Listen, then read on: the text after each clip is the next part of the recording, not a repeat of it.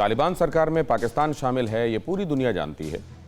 और जो इसे नकारते हैं उनके लिए सिराजुद्दीन हक्कानी का अफगान सरकार में गृहमंत्री बनना पाकिस्तानी दखल का बेहद अहम सबूत है। लेकिन सवाल यह है कि आखिर तालिबान का पाकिस्तान से कनेक्शन क्या है?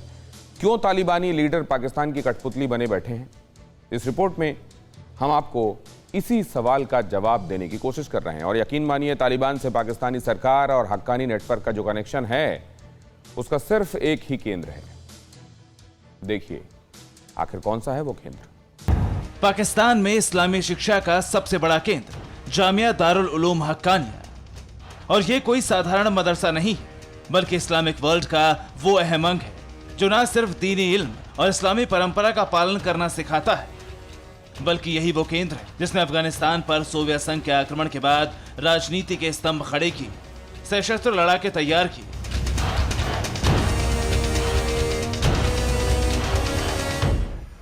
ये मदरसा एक ऐसी यूनिवर्सिटी है जहां से तालीम हासिल करने वाले स्टूडेंट पाकिस्तान और अफगानिस्तान में धार्मिक, राजनीतिक और हथियारबंद जंग में सक्रिय रहें। पाकिस्तान हो या अफगानिस्तान, राजनीति हो या सैन्य परिवर्तन, इसी मदरसे से निकले सीनियर लीडर्स ने अहम भूमिका निभाई है। और अब जब काबुल पर तालिबान का कब्जा होने के बाद जैसे ही अंतरिम सरकार की घोषणा हुई, एक बार फिर जामिया दारुल उलूम हक्कानिया कूड़ा खटक का नाम सुर्खियों में। आखिर ऐसा क्यों, इसे समझिए। दरअसल तालिबानी लीडर्स ने दीनी इलामी की डिग्री जिस जगह से हासिल की, वो जगह जामिया दारुल उलूम हक्कानिया कूड़ा खटक मदरसा ही है। और इस वक्त तालिबान ने जिस कार्यवाहक सरकार का ऐलान किया है उसमें शामिल ज्यादातर नेता पाकिस्तान में रहकर इसी मदरसे के छत के नीचे से गुजरे हैं। देखिए वो अहम नाम जो आपको मजहबी कट्टरता सिखाने वाले इस मदरसे की अहमियत बताएंगे। मुल्ला अब्दुल लतीफ मंसूर हक्कानिया से पढ़ा है। तालिबान सरकार में मंसूर पानी बिजली मंत्री है। मौलाना अब्दुल बाकी भी हक्कानिया से ही पढ़ा है। तालिबान सरकार में बाकी उच्च शिक्षा मंत्री हो गए। नबीउल्लाह हक्कानी भी इसी मदरसे का छात्र था।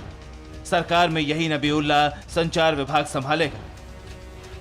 इसी तरह मौलाना नूर मोहम्मद साकिब को हज और जकात मंत्रालय दिया गया है और अब्दुल हकीम सहराई को न्याय मंत्रालय। तालिबान सरकार के दोनों मंत्री जामिया दारुल उलूम हक्कानिया कूड़ा खटक से पढ़कर इस पद पर पहुंचे हैं। इसके अलावा जिन लोगों ने इस्लामाबाद के इंटरनेशनल इस्लामिया यूनिवर्सिटी में पढ़ाई की, वो संगठन में तो होंगे लेकिन सरकार में नहीं, जिनमें प्रवक्ता मोहम्मद नईम और सुहेल शाहीन शामिल हैं।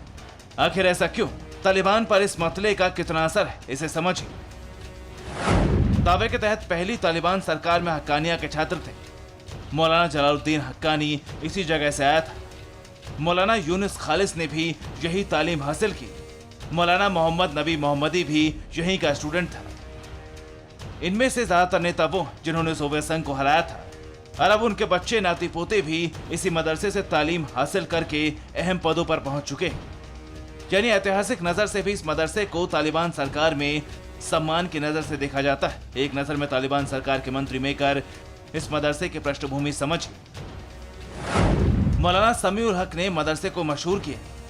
समीउल हक तालिबान का जनक भी माना जाता है। मौलाना समीउल हक की 2018 में हत्या कर दी गई थी। मदरसे की स्थापना उसके पिता ने 1947 में ही की थी।